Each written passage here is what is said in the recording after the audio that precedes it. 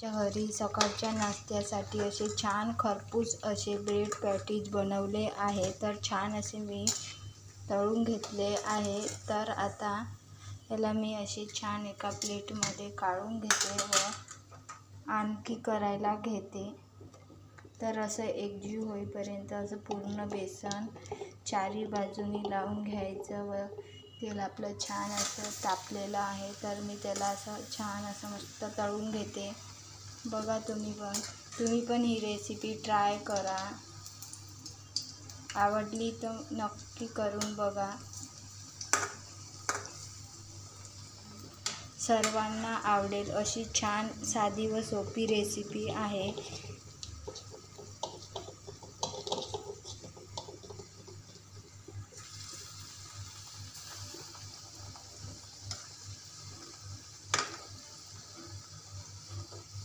दुसऱ्या बाजूनी पण छान असं मस्त भाजून घेते मी।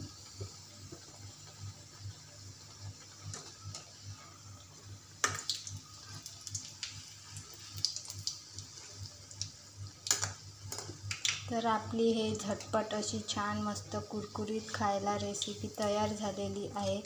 तर मी छान याला एका प्लेटमध्ये काढून घेते।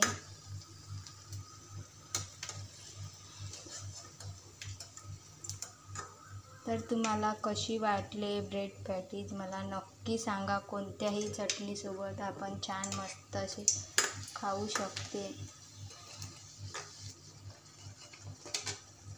तर त्याला असं छान थोडं शिजू देते।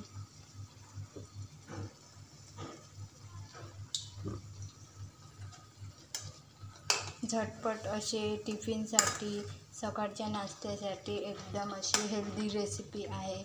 तर तुम्ही पण करून बघा। व्हिडिओ आवडला असेल तर लाईक शेअर करा आणि सबस्क्राईब करायला विसरू नका।